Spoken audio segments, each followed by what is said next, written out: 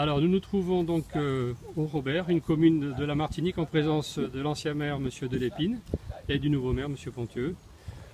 Nous sommes ici confrontés au problème, j'allais dire au fléau climatique des sargasses. Monsieur Delépine, vous êtes directement concerné puisque vous habitez à 30 mètres de cette plage. J'habite à 100 mètres. À 100 mètres, dites-nous un petit peu qu'est-ce que ça implique pour vous, cette problématique. Mais, écoutez, comment ça s'est évolué? D'abord, au plan personnel, c'est une catastrophe. Parce que j'ai perdu deux clims de climatisation, une carte mère d'un macOS 10. J'ai dû avoir un frigidaire, un frigo, un micro-ondes, un four micro-ondes. Un ordinateur aussi? Un ordinateur. Et puis également un tapis. Un tapis de marche, d'accord. Donc ça veut dire que toutes les connexions électriques, informatiques sont affectées. C'était foutu. Alors il existait déjà avant le système de tropicalisation des réfrigérateurs, mais là apparemment c'est pas suffisant. Et je ne suis même pas sûr que ça soit alors, impeccable. Vous estimez ça existe depuis, ça dure depuis combien de temps? Parce que là, on est quand même confronté à un problème grave. Ça existe depuis 3-4 mois. Mais enfin, l'année dernière, il y avait eu une première vague qui était restée également 3 ou 4 mois. Et qui s'était résolue d'elle-même, qui était sortie. C'était les mêmes algues, sargasses. Et bon, on n'a aucune certitude que ça ne va pas revenir dans 4-5 mois. Les pêcheurs qui sortent très loin disent qu'ils voient descendre actuellement des masses d'algues qui vont arriver. Alors vous qui êtes, on va dire, l'exécutif actuel, vous Monsieur Pontieux, qu'est-ce que vous avez mis en place pour gérer ce problème-là? Eh bien, nous avons mis en place, tout d'abord nous avons sollicité les services de l'État. Bon, les services de l'État qui n'ont pas deux oreilles, ils ont seulement une oreille. Et nous avons, puisque pour venir au secours de la population, nous avons pu engager des entreprises et nous avons engagé les agents de la ville également. Si bien que hier, il y avait 2 bateaux de la ville avec 6 agents qui prenaient des algues depuis la mer pour les emmener à terre. Mais ce n'est pas suffisant, puisque l'entreprise nous demande de 7h du matin à 14h, ça nous fait 3 000 €. D'accord, donc ça veut dire que déjà, vous, sur le niveau budget, ce n'est pas le genre d'opération vous allez pouvoir reproduire comme ça indéfiniment. Pas compris. Donc nous souhaitons aider ces personnes-là parce que sur les 48 km de littoral, il y a un littoral très urbanisé, que ce soit au Delbourg, bien à Port-Savane ou à Port-Laos et à Froidchaux. Donc ces personnes-là souffrent énormément, devant l'usine également, ça souffre énormément. Les machines, comme a dit M. Delépine, c'est-à-dire les machines informatiques, tout ça, c'est perdu. Bon, nous avons des personnes qui sont touchées au point de vue sanitaire. Oui, sur le plan humain, il y a quand même un impact, puisque bon là, bien sûr, on peut pas le voir. Il y a des anomalies, il y a des personnes qui souffrent. Il y a des gaz qui souffrent de l'appareil respiratoire. Alors, et puis l'odeur aussi. Oui, l'odeur qui est présente et qui est quand même désagréable. C'est invivable. Vous qui êtes à proximité. Alors, on est obligé de fermer toutes les portes. Là, c'est l'hiver en Martinique, donc on peut imaginer en été ce que ça va donner. On est obligé de fermer tout.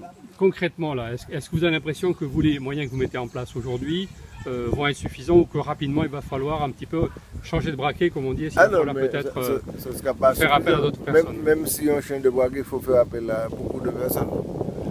Vous voyez seulement cette surface que nous avons là.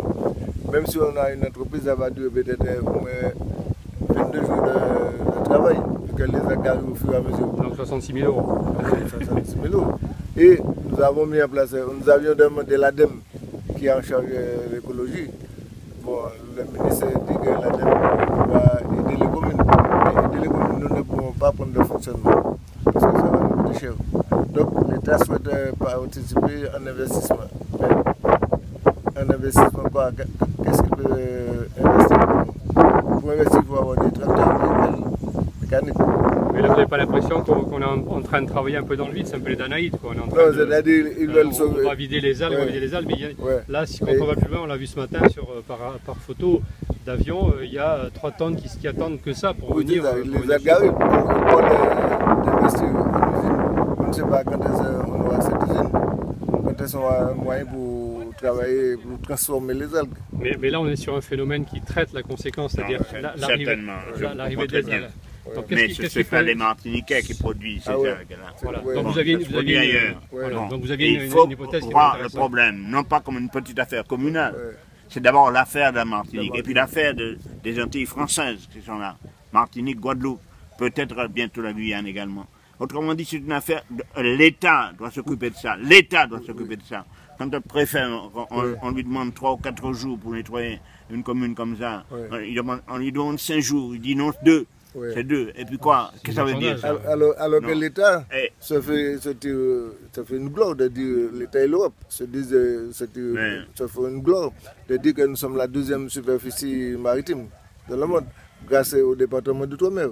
Donc, quand les algues arrivent sur la plage, c'est le mer. Mais les algues sont dans la mer, ce n'est pas l'affaire du mer. Non, c'est invraisemblable. En plus qu'un individu qu'on en envoie pour aider ça reste pendant plusieurs heures à dire bon, il attend les ordres de Paris, ça me paraît encore plus invraisemblable. Donc là, vous évoquez plusieurs problèmes. Donc là, on est sur non, mais c'est un problème réel, c'est le problème.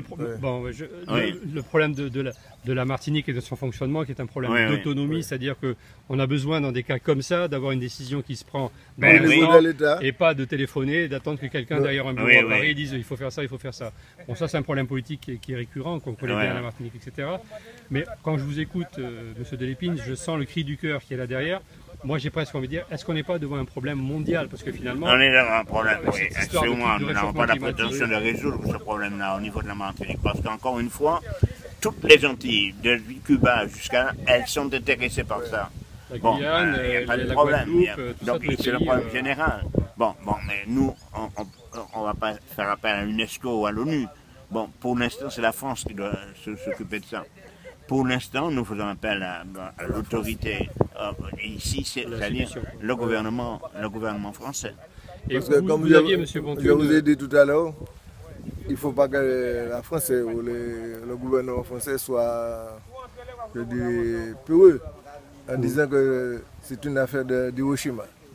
Voilà, vous avez une théorie qui me paraît intéressante. Je dis que c'est depuis l'explosion de la centrale nucléaire de Fukushima que nous avons cette affaire-là.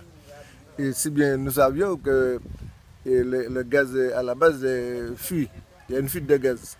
Donc la fuite de gaz peut aller déraciner les algues d'où elles sont. Et comme la Terre elle est ronde, elle n'est pas longitudinale, donc le courant tourne. Oui, les courants sont... Donc, alors, ça va nous atteindre, donc c'est pourquoi c'est l'État qui doit prendre la charge. Nous ne pouvons pas aller vers les autres pays de la planète qui ont charge de cette affaire-là.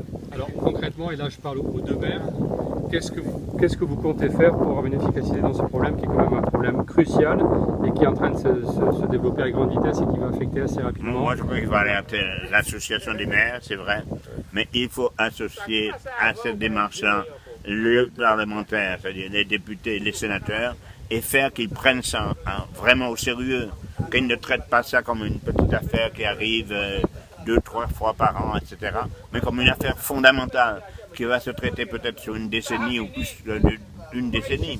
Mais enfin, il faut vraiment qu'on s'y mette, quoi. Ce n'est pas, on ne peut pas attendre indéfiniment. Et est-ce qu'on ne pourrait pas imaginer une association aussi avec la Guadeloupe, enfin évidemment, non, évidemment, non. On ne peut pas. Moi, je pense que l'UREL et la chimie s'occupent de ça, effectivement.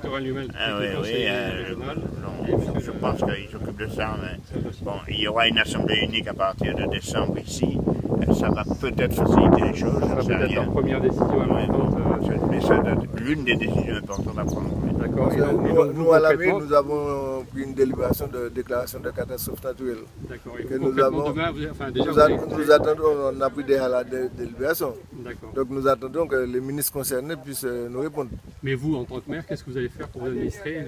Je continue à faire enlever les algues et à les transporter sur un terrain que nous avons réquisitionné pour le stockage. Et quand il n'y aura plus de sous, vous ferez quoi? Vous vendrez je ne sais pas comment il y aura un crédit, il y aura une dette.